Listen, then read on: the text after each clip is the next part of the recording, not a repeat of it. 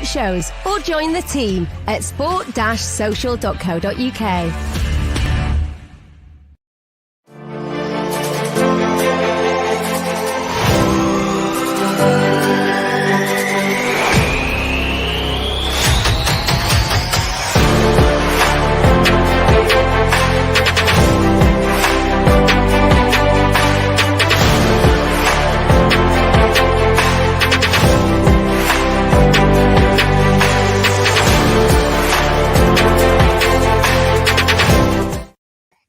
Hello, welcome back to the FPL Masterclass.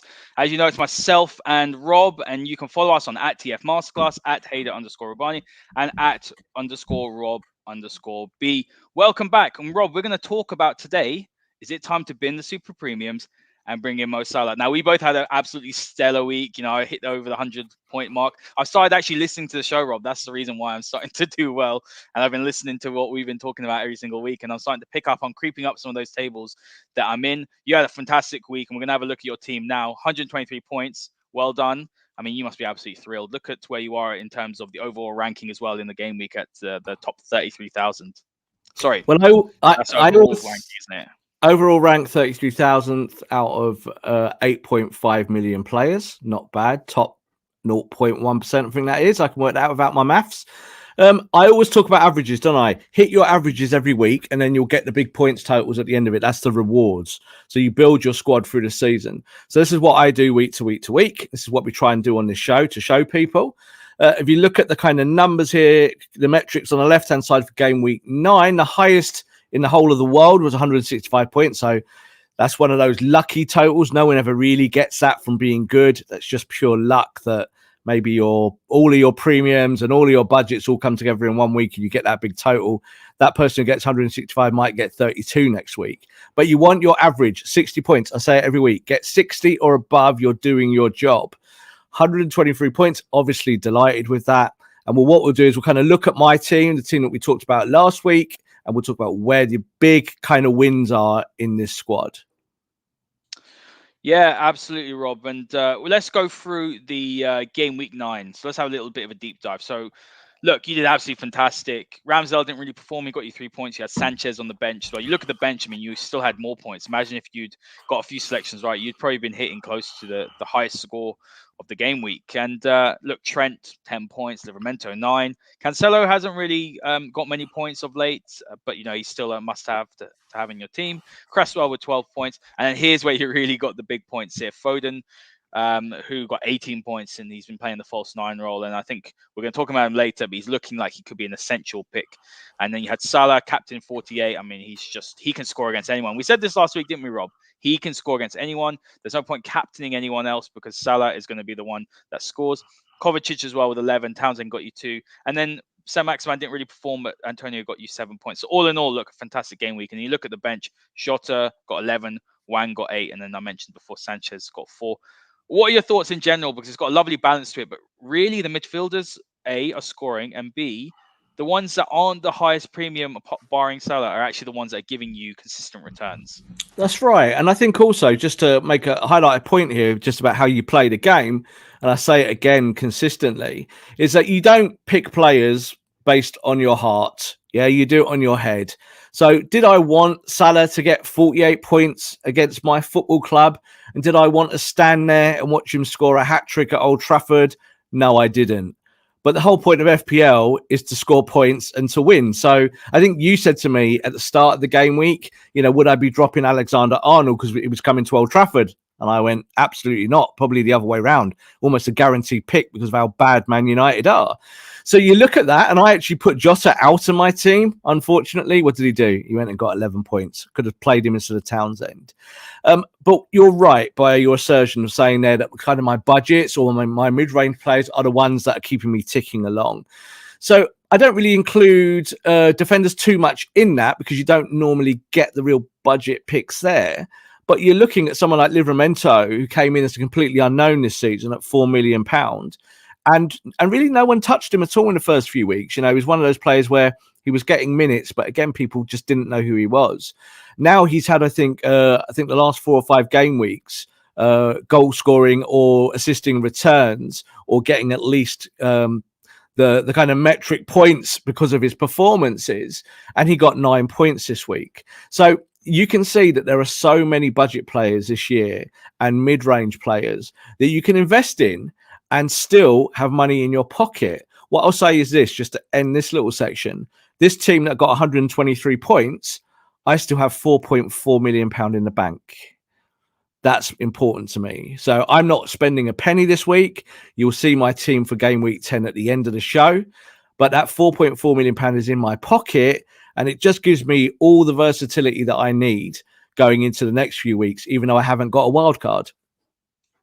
Yeah, that's very important. That's actually a strategy that I picked up from you this year, Rob, since I've been playing, is that usually I'd go and max out and my bench should be full of players that wouldn't do anything. But since changing that strategy, and obviously I had a really bad start. You guys all know that. If you watch the show regularly, I was getting below average. I'd either have a great week and then a poor week, but I've leveled out and I've had two really good weeks. I'm climbing those tables now, which is good. Still low on the main one, Rob, that we're in, the big Rob league, but now we're doing all right. But let's move on to this slide here, and this is really the crux of the show, Rob. We're going to be talking about, is it time to bin the super premiums, barring Salah? So I'm talking about the Lukakus of the world, Ronaldo, Kevin De Bruyne, Bruno Fernandes. And is it time to start investing in more mid-range players, and even some players that aren't necessarily high end? I'm talking the ones which are 4.5 to 5 million in that defense. But let's talk about the graphic in the middle, Rob. So we're going to talk about, this is the team of the week last week, so the highest point scorers. We had Martinez in goal. He got 10 points, which is actually quite staggering if you think about it, because he conceded 3 goals, but he saved a penalty, I believe. So that is crazy. It actually shows to you that, and Sanchez is another one, conceded 4 goals, but made so many saves, he got 3 points. It is quite staggering. Then you look at that defense now, Chelsea heavy. James got 13 points. I mean, Chelsea's fullbacks are great players to have. The only issue is at the moment is, are they going to get rotated or not? That was my issue. I bought in Azpilicueta this week, but James started. Then you had Cresswell as well with 12 points, a mainstay in your team. Chilwell's got 12. That's now 4 goals and 4 in all competitions. And then the 2 standout men for this week, Mason Mount, who hadn't scored for 20-odd games or assisted, I believe, came back with a bang and he got a hat-trick. Mo Salah got a hat-trick as well, destroyed Manchester United. Foden got 18 points, fantastic performance as a false 9. Maxwell Cornet has been a good player, Rob. An interesting one. He was good at Leonia East. I remember United were linked with him years ago, but he's come up with a few returns. I've seen him, so he's one definitely to keep an eye on at Burnley. Then you've got Naby Keita, who's had a really good season. Looks like he might be injured though. He got 13 points. Then Dennis and King, the Watford duo up top, got 16 and 12 in a fantastic 5-2 victory over Everton. Looking at that graphic, Rob, barring Salah, none of those are premium players. It's actually staggering. I can't remember a season where it's been that stark, that one player who's a premium has been so good and the others have been so poor. Well, it really is an about turn, because you do find the reason why super premiums are super premiums, why premiums are premiums. It's because they get the points, or at least there's a kind of consistency year to year to year why they get them.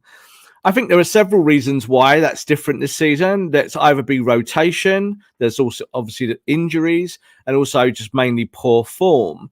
I think the one player that a lot of people have got in their team who isn't really returning numbers as it stands is Cristiano Ronaldo. And I said this at the start, that this was my fear, is that it's not a case of whether Ronaldo would score at all. It was whether Ronaldo would score enough. So this is kind of where we get to. And obviously through the middle here, we've got the team of the week for game week 9. And as you kind of were highlighting there and going through it, everyone in there is a relatively affordable option. If you haven't got Salah in your team, you need your head testing. If Salah isn't your captain every week and you don't need to think about changing your captain around or differentials, you're probably not doing it right. But then the team around him are all individuals that you can go and buy. Now, I don't expect the world to go out and buy King and Dennis as your front line because they have a good week at Watford. But if you want a bench and stash option of one of those two, then it's pretty good. It's a pretty good option. They're gonna score goals at some point if you want to just pad your team out with good players. But what we'll also do is we'll look at the midfield and the forwards in more depth with yourself, Haider, and we'll kind of look at maybe the premiums that are not performing, but also the budget players that you need now in your squad. Yeah, absolutely. Rob, before we jump into that, there's a good question here saying, I'm sure you'll get there, but with Raya's long-term injury, well, let's just assess it now. Thoughts on other budget goalkeepers? Yeah, I think with Raya, it's it's a difficult one because again, at the start of the season, probably not anyone's favourite. Probably not jumping in. I think my game week 1 team, I did consider him just because of the price. But when you look at the goalkeepers that are still available on the market around that 4.55 million pound bracket mark, there's no real problem, is there? There's goalkeepers out there. You could even go for a Ben Foster and go really super budget as soon as you could, and rotate through that way. So there isn't really a problem with the goalkeepers. What I would say also with the goalkeepers is just do not go premium. There's no reason to go for one of the top goalkeepers because the margins are so small. Quite often you'll find one of those top bracket goalkeepers not make one save in a game. And that does then hurt their totals. Whereas, as you just said there, Sanchez concedes goals, Martinez concedes goals, Martinez gets 10 points. This is the weight of FPL. This is what happens with goalkeepers. So don't overthink your goalkeeper. Just make sure that they are, I would say, 2 options who are both starters that you can rotate in and out. And then you don't have to think too much after that. Yeah, I agree with that. If you actually look at it, Rob, let's say you have Ederson week in, week out. Let's say he gets you, 18 clean sheets and you're getting 6 points a game. He doesn't have much to do really as City dominate possession. So for me, I used to always go with a premium keeper. And I realized, I think it was 2 seasons ago, 1, the 2-keeper strategy, and 2, how the different, like you said, because a keeper could, for example, we saw Sanchez got 4 points. He made so many saves. They got smashed 4-1. But the point is that obviously you brought him in because people bring him in because of the fact that he's going to be busy more than someone like Ederson. Yeah, and any goalkeeper outside, I would say, the top 6 of the division is kind of good game. So if you can bring players in who are in around that period. So, for instance, I brought Ramsdale in last week. I'm happy to bring Ramsdale in because Arsenal are showing a little bit of form defensively. They're showing some form at the other end of the pitch, which means the ball is not always on Ramsdale. Now, he didn't have a great week last week or the week before, but I'm fairly confident that that price range, we're looking at kind of 4.5 million pound goalkeepers, that he will get me returns eventually. As you said there of Ederson or say of Alisson, they are going to be part of that defense. They're going to get decent man of the match statistics and things like that for their performances. But there's going to be times they just simply don't make the saves. And it's okay to pick a goalkeeper from a team that maybe concedes goals because you still get points for them. And it's the money you save from that in that goalkeeper pool that if you then go and put it on, say, a Trent Alexander-Arnold in your defence, you're going to get clean sheets out of Liverpool for him, but you're also going to get the uplift in things like assists. And that's something that obviously, generally, goalkeepers cannot provide you. Yeah, it's a great point. Rob, let's talk about the midfielders. So the graphic on the right-hand side is the top scoring midfielders in FPL so far this season. And Mo Salah is running away with it, Rob. 107 points after 9 games. Incredible. And it was horrible to see what he did to Manchester United the other day. And then, look, you've got a massive gap. Son's half the points that Salah's got so far this season. He's on 53. He's rated at 10.2. But you're looking down this list, Rob, apart from Son, Mane, and you have to look a bit further down to find Fernandes, those are considered more of the premium players. When you're having a look at the players in and around them, look at Damari Gray, look at the Everton, treble really of Townsend as well, and Doucouré, who've had really good seasons, really good points return. Kovacic, look at the value, 5.3. Ben Rama's so high up as well at 6.5. And Mason as well is out there at 7.6. When you're having a look at all these players that are currently topping the last 9 game weeks in terms of midfielders, there's only Salah there. So that really does push our sort of our message today, binning those super premiums and bringing in Salah and maybe being a bit more smarter and looking at the form and looking at, some of these other lesser players. I do want to focus on Bruno versus Salah because Bruno's probably got, out of those 44 points, maybe like 20 odds were actually in the first game of the season against Leeds. Absolutely, because he obviously scored a hat-trick and that triggered a lot of people being worried either about buying Bruno Fernandes because they didn't have him or because they already had him in place and they were going to captain him for the next 6 weeks, and that didn't work out very well. I think when you look at the list here, there's still plenty of super premium and premium options. So you just spoke about Salah, super premium. You look at Son, premium at 10.2. Mane, super premium. So they're the top three. So it does still give you some weight that these top, class players in that bracket do give you points returns. But you were right to highlight there the points differential. So Salah on 107 points through 9 game weeks means that he's averaging around 11 or 12 points a game. So that's sick. If you're not going for Salah at the moment because you don't like Liverpool or you don't like Salah or for one of those kind of silly reasons, then you're really not going to do anything in FPL. So that's why we do this show. We want to kind of debunk some of that. I think it's interesting to see Son in second place because there's this theory that Tottenham have not done anything yet, that Tottenham have not really started their season. And I think at 10.2 as a premium, he's again proving, like he does every season, 53 points through 9 weeks. Pretty good considering Spurs have been hot and cold. And then, of course, you've got Mane there, 11.9, also proving the fact that even though he's a really expensive price, he's going to still give you points returns. But what's interesting is just after that, what's below it. So as you said there, Benrahma, Townsend, Tielemans, Kovacic, Decore, all the way down to Bruno Fernandes. There's a real glut of players there around kind of 5, 6, 7 million that you could all bring into your teams and get exactly the same points returns of having all these premiums and super premium players in your side. And even when you go below Bruno Fernandes there, Mason Greenwood, who, is not particularly going in and out the United team, might not have the hottest form today, but has had good form, scored goals, 7.6 million, 44 points. It's good value. It's good value. So you look at someone like Sarr just below at 6.2, 44 points, and the list goes on. Jota there as well. Very interesting character. As I said, is he going to play? Is he not going to play?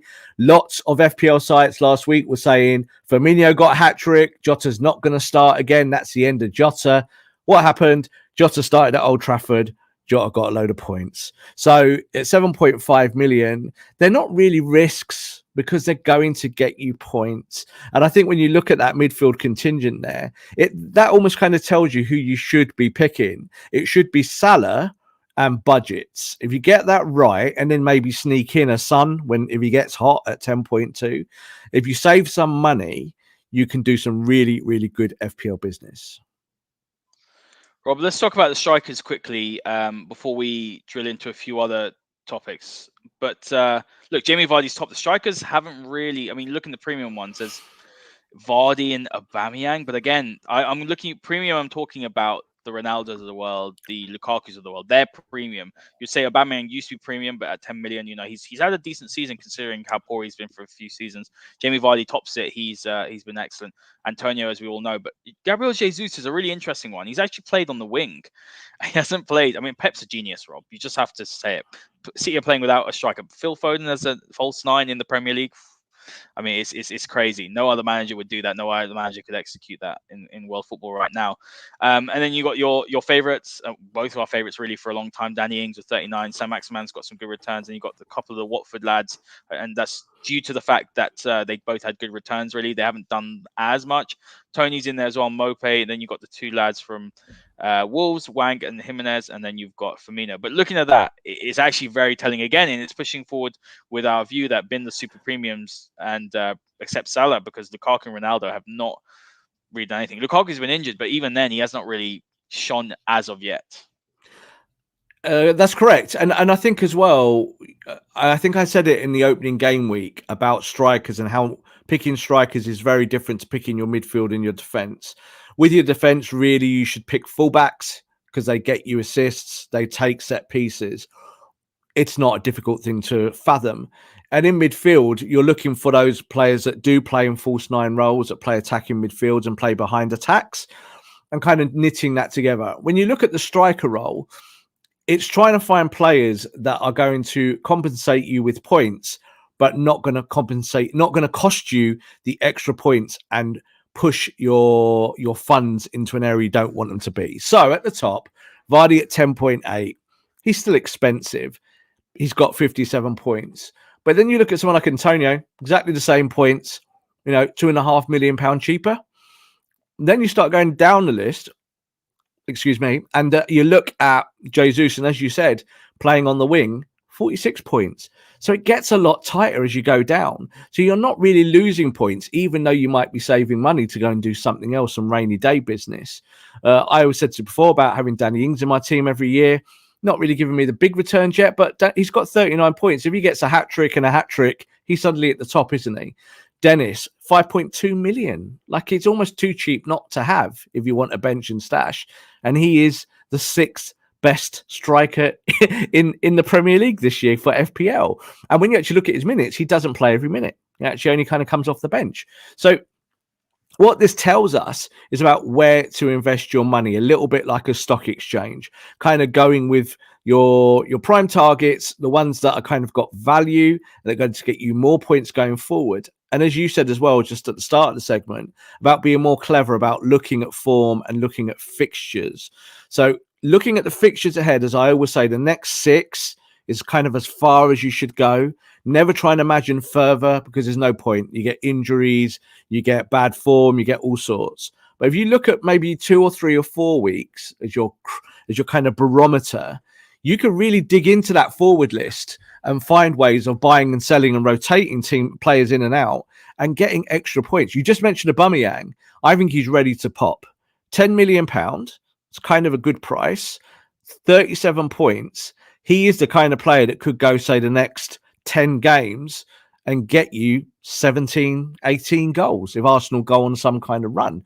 So he's the kind of player that I would be looking to invest in if I've got this pot of money, which I have at the moment. But at the moment, it's a case of kind of reviewing all these numbers and making sure you're aware of the movers and the shakers. Keep your eyes on it. I think one player, obviously, I talked about a lot last week was Wang at Wolves. And the lad came good for me, scored me a goal. What was he? He was on my bench. Typical. But he's in my team this week, which means he won't do anything. But 5.7 million, 34 points. There's real value there at around the 5 to 6 to 7 million pound mark. And it means that you shouldn't be making too many mistakes. Let the form guide be your kind of heart and soul. Let it dictate how you think and which players you choose. Quick one, Rob, before we look at some of the, who's got the easiest fixtures, which team's got the most difficult one. Phil Foden, is he now an essential pick moving forward? We both have him in our team. City are always, a victim of Pep roulette, and we're kind of seeing Tuchel roulette as well with Chelsea. But that's what happens when you have a squad littered with absolute quality. But when you're looking at Phil Foden playing false 9, most likely, I believe he's 7.5 million. I believe he's around that. About 8 million actually. I think it's about 7.9. Yeah, and it lends into the idea of, obviously, if you've got Salah plus more budget options, I mean, you've got to be having him in your team. I wouldn't be looking at Grealish, because Grealish isn't really giving returns. Grealish is playing, but not as many returns. But Foden really is the one that is emerging for Manchester City, along with Jesus. And I think Cancelo is another player to have. And Gundogan, to be honest, Rob, as well. He's back from injury, and he scored a goal, didn't he? And he does come up with goals, and he's great value. But I would say Foden for me right now is my pick in that midfield for City. Well, it's interesting because obviously we've got the top scorers for midfielders on the right side. Obviously, Foden's not there yet, but obviously he did have an injury. He was out the team. He's definitely coming back into the team. And we talked a lot about Ferran Torres this season, player that I went with early on. Gave some returns, not huge though. Probably didn't prove to be a good gamble. But again, at around the £7 million mark, there's no real worry there. I think now when you're looking at maybe the City targets and the Liverpool targets, there are a kind of range of players who are going to give you big points returns, whether they play or not. And with City and with Foden, I think he is that player. So you saw that Torres was injured. He kind of dropped out the team. That left a space for the false 9. And it seems that Pep is going with Foden now. And he's got this preference to play Jesus off the right.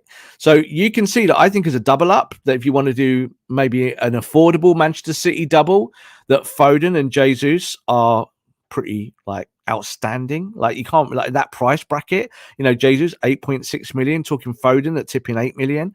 It's almost too easy. Just pick them. Don't think too much. Just pick these players and get them in your team. But I think now Phil Foden, over maybe to say between now and Christmas, is going to become the essential FPL pick, certainly in the midfield category, because you might see that I think Mason Greenwood threatened to be that player at 7.6 million early on when he was scoring goals. But Manchester United's form is now completely dire and disastrous. at this point, when we did say game week 8 onwards that United would start to suffer and that players in their team would stop scoring points, you might as well just look to the main protagonists here, which are City, and it's obviously Liverpool and Chelsea. I agree with that. Rob, look, let's move on to the teams with the best fixtures and teams with the worst. As we said already, Manchester United are disastrous, and we'll touch on them in a second. But Norwich, I mean, look, they are almost the whipping boys of the Premier League every time they come up. But they've got Leeds, they've got Brentford, Southampton and Wolves. Some really good fixtures. I wouldn't be touching any of their defenders, Rob, so I wouldn't be going near Aarons or Williams or any of those players. But Timo Pukki, is it possibly time to bring him in at 5.8 million? And he's also got Newcastle, as a 5th game. I mean, that's a lovely run of games. Could he emerge as like a nice differential option? Totally. I think he's 5.7 million, you said. And I think when you look at him and the quality that he has, and you look at these teams, Leeds don't look much cop this year, do they? They're having problems with injuries and one thing and another. Their form's not great. Brentford, bit hot and cold. Southampton maybe the same, and Wolves, even though they look really good going forward, and still not the greatest defensively. So Norwich have got a really good run of form, and I agree with what you said there about the defenders. Just don't go anywhere near their defence. There's a few options at kind of 4 million, 4.5 million options for Norwich. Just don't do it. Just stop. Don't even think about it. But then down the list, you say Brentford and Wolves are also quite high up there. But the team that I think really sticks out like a sore thumb is Chelsea. And also, I think Tottenham, we'll talk about Spurs in a second, about buying into them. Their run of games, Manchester United, Everton, Norwich, and, I got that wrong there. Manchester United, Everton, Leeds, and Burnley. There's enough there to tell me that if you're thinking about Harry Kane, if you're thinking about Son, that there's an opportunity there, if you've got the money in the bank, that you could invest wisely in them. Yeah, let's touch on Chelsea, Rob, because you can't, top of the table, you can't really look past them. They've got Newcastle, Burnley, Leicester, I believe that is Leicester, and Manchester United. The easiest game probably there is a Man United game, to be honest with you, the way we're playing. But looking at them, Chilwell, Havertz, Mount, Kovacic. So they're the 4 players that we think are quite key here. Chilwell, I mean, like we said earlier, not sure why he's suddenly started playing Chilwell over Alonso. I mean, look, it's a great problem to have as any manager. Kai Havertz is a false 9. Didn't get any returns, even though Chelsea won 7-0, which is pretty crazy. Mason Mount, I would be avoiding Mount if I'm honest with you, just for the moment, so I'd like to see him doing a bit more consistently. That's why Kovacic should be the essential for me. I've got him in my team. You have as well. At that price, he's a must-have. We've been banging on about that all season, haven't we? Yeah, but I tend to kind of disagree with that just slightly. So let's talk about Chilwell first. I still think with Chilwell and Alonso, it's a little bit of a toss-up. So even though Chilwell scored in the last 3 Premier League games and 4 games overall, you're still kind of looking at that left-handed sided slot in Chelsea's team, and Tuchel could do anything. We just do not know. He could play Alonso, he could go for a youngster. We just haven't got a clue. So it's very, very difficult to buy with confidence. But I think when you look at Mason Mount, even though Mason Mount maybe hasn't had huge returns throughout the season, I do think that when you take Lukaku out of this team, and he might be out of this team for another week or 2 or 3, that if you're playing Havertz through the middle as a false 9, that Mason Mount's going to play higher up the pitch, going to play closer to Havertz, and he might even interchange with Havertz. So he'll find himself in the penalty box more. Again, he's at a kind of mid-range price. He's not too expensive for me to be worried about it. And I think Chelsea run of fixtures, Newcastle, Burnley, Leicester, United. It's a good run of fixtures. This is the time to invest in Chelsea. If you want to kind of go safe, yes, you can go with your Azpilicuetas, your Rudigers, whoever you want to go with, kind of more defensive options, thinking that Chelsea might get clean sheets. But I think the opportunity is up the other end of the pitch for Chelsea. Find the correct midfielders. You could even go for someone like a Hudson-Odoi. He's not on any of our lists or not on our watch list. But there are opportunities here now for players who will get minutes because of the rotation due to Lukaku not being in the team. And obviously Werner being injured. So it just means he's having to play his midfielders and his attackers a little bit higher up the pitch, where when those other 2 play, they might end up playing more centrally and more further back. So good options there with Chelsea. And I think the Newcastle game, like I said, Newcastle-Burnley as a double up is a nice kind of back-to-back. Because there's opportunity when they scored 7 goals like they did this week, they're just hot, and this is why I would go for Mount now. I would rather than wait 6 weeks to see if Mount gets more consistent in his bigger numbers. I think he's more likely to get a pair against Newcastle and a couple of assists against Burnley, just simply because of the makeup of Chelsea's team at the moment and how they will rotate around the problem of not having Lukaku. Interesting. Rob, Manchester United, it's time for teams to players to take advantage of Manchester United's difficult fixtures. Look, they got absolutely trashed last week. They've got Tottenham, then they've got City. Watford won't actually be easy, Rob, to be honest with you. They could do a number of Manchester United, then they've got Chelsea after that. Horrible runs. It's been horrible for United in terms of the opponents and being United fans is shocking. I don't have any confidence. I'm not touching any United players with a barge pole, with a 30-foot barge pole. I would not even dare. There could be a new manager coming in as well, so that shakes everything up as well. That will change everyone's perception because if it's a new manager did come in, Manchester United could have an interesting proposition with a few players. But would you be investing in Spurs and City? I mean, I'm looking at Spurs. I probably wouldn't invest in Spurs. Sergio Reguilon has actually been a good option. My brother has him in his team, and he's been getting him assists and a few returns here and there. So he's a nice little option. But barring that, Rob, I wouldn't actually. Personally, I wouldn't be touching any Spurs players. But City players, I've got Cancelo and Foden. So no, I definitely would go high on City. Well, we'll disagree again then. I think the next 4 games, I think looking at United, Everton, Leeds and Burnley, there is definitely goal-scoring opportunities there. Reguilon is a good one in terms of being a fullback, but I still don't really like Spurs' defence, so that kind of puts me off him.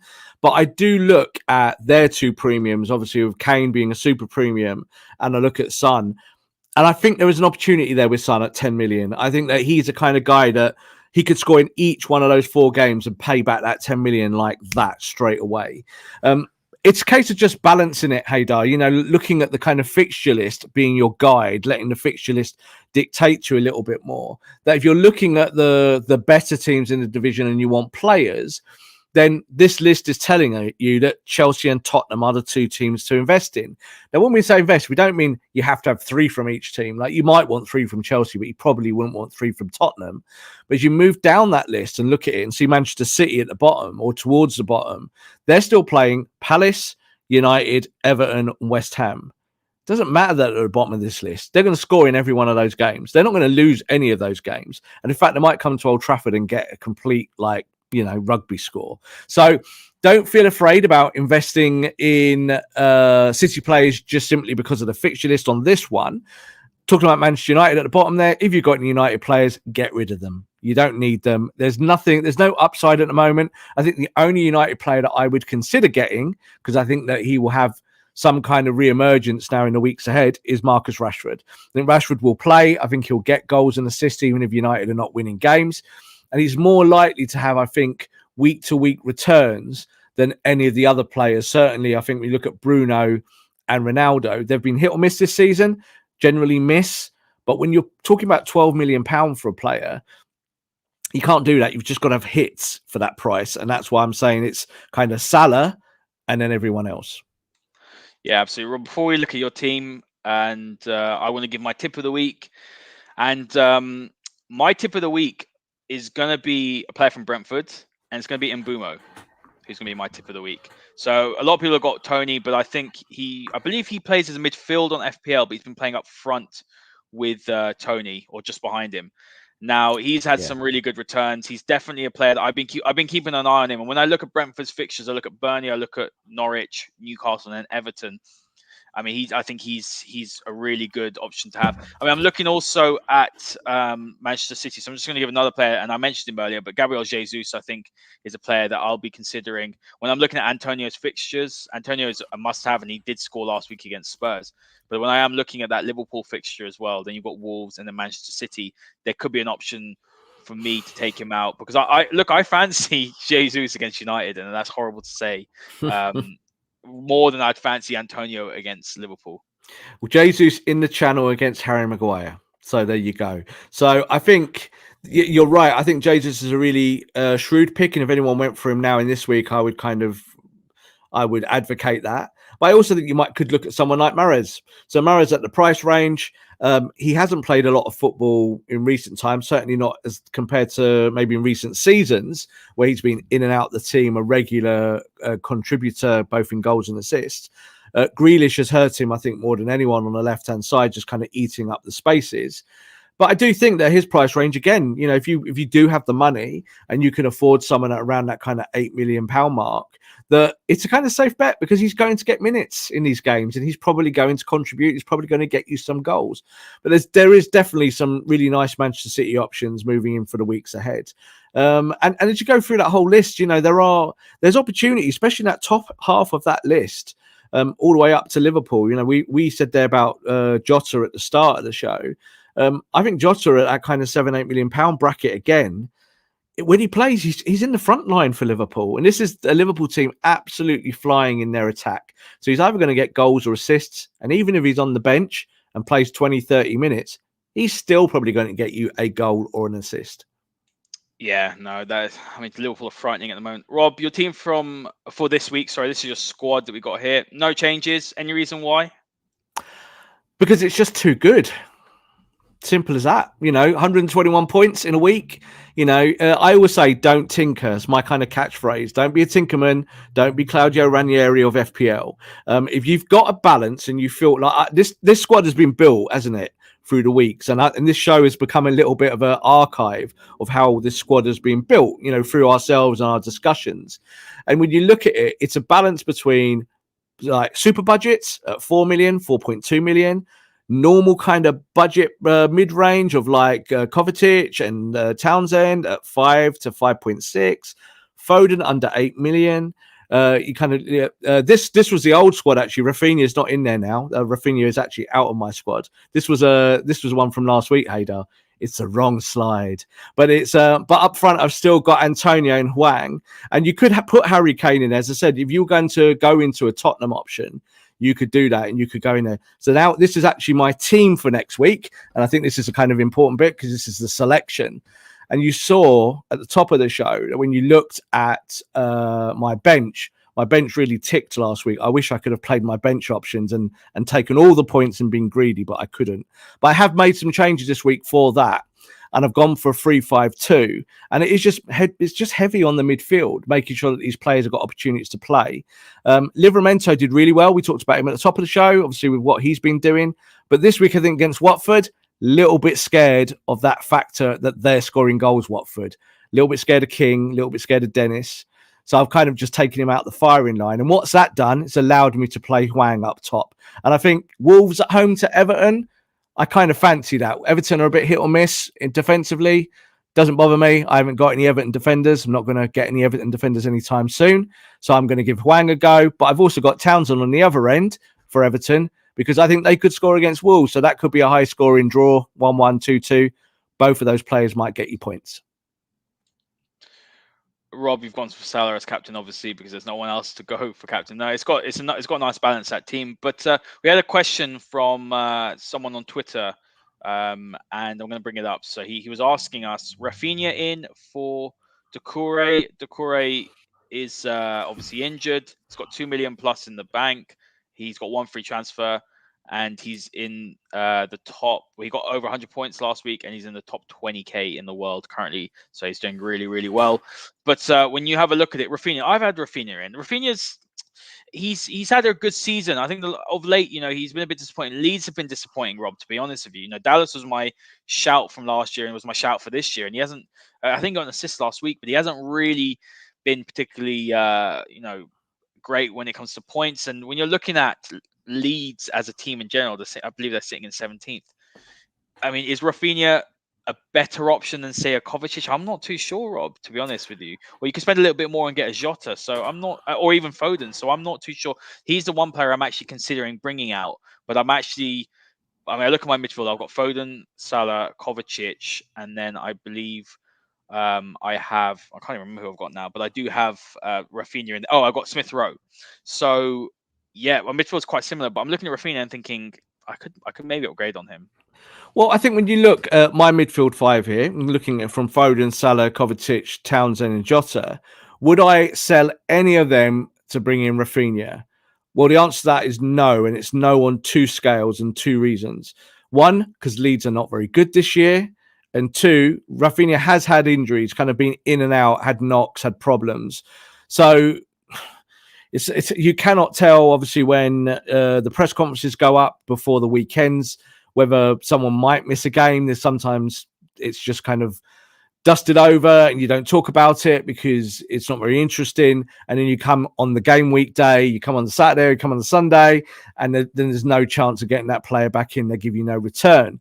So I think a balance of what I've put out here is better than having Rafinha. In the previous slide that we had a minute ago, which was the Harry Kane slide, was about how do you accommodate bringing in Harry Kane. And that was the time when I kind of brought Rafinha in as a £6.6 million option. And I gave, just to give everyone a kind of idea of what you could do with that squad if you wanted to pay £12.1 million for Harry Kane. So that way you still had Salah and Kane and super premiums, but you had a player like Rafinha that was affordable at 6.6. If we flick back to the next slide again to where we just were with my team for this week, you can see that when you go along there, you would probably then have to lose a Foden or a Jota. Now, I don't want to do that. Foden and Jota, to me, are going to get me more points as a combination week to week to week than bringing in a Rafinha and maybe then doubling up with Kane, because that means I'll have no money in the bank. I'll have zero. And as you like to know, I like to keep some money in the bank because it means that if I get injuries or get any problems or there's an opportunity I can exploit just because of a player coming into form, then I can actually action that and go and make that purchase. Absolutely. And Rob, we're going to wrap up there, but what's your big tip for this week, if you're going to give one? The big tip this week is do not tinker, right? As I said, do not go too mad on this. Everyone goes mad with FPL. If you're not playing well, if you've got to kind of game week 10 and you're not happy with your team, use your wild card. Start afresh, bin the whole team, and start really right from the top, from the goalkeepers. Use the form guide. Make sure you got a pair of goalkeepers at around 4.5 to £5 million. Go and do your defense. Get Trent Alexander-Arnold and then 4 other defenders and find the mix and the blend. As I said, make sure you've got fullbacks in there. Don't be clever and go with the Van Dijks or the Diaz's. Yes, they'll get you clean sheets, but they won't really get you the wider returns. And then I think looking at the midfield and the attack is exactly what we've said on this show. Make sure you've got good, strong budget players that start every week, so you're not really worried. But if you've got budget players and or mid-range players, make sure at least they get off the bench and get you points. So Manchester City players, not a problem. Jota, I think at Liverpool, certainly not a problem. And then just build around Salah as your main piece. And I know that in terms of playing the game, there will be, again, some United fans watching this. We obviously do a Manchester United show, so people will be looking at us and going, I can't possibly have Salah because blah, blah, blah, blah, blah, blah, blah, because the Liverpool... Well, he got 48 points last week as a captain. That's how you win this game. Someone's put here in the comments, what's your rank? It's 33,000th in the world out of 8.5 million. So these strategies do work. You've just got to kind of sometimes stand back and not get too emotional about them and play it like a game, because that's what FPL is. It's a game. It's there to be enjoyed. Go and dig into the data. Find yourself a good football team. My final word, just because you have Salah does not mean that you support Liverpool, Man United fans. There's so many United fans who refuse to have Salah. It's just a game. So just enjoy it. Have fun. Win a bit of money in your league. And follow the tips on here. But look, guys, make sure you check out our Twitter page at TF Masterclass. Also, you can give me a follow at Haider_Rubbani and give Rob a follow at _Rob_B. Guys, good luck for this game week, and we will see you all next time. This podcast is part of the Sports Social Podcast Network.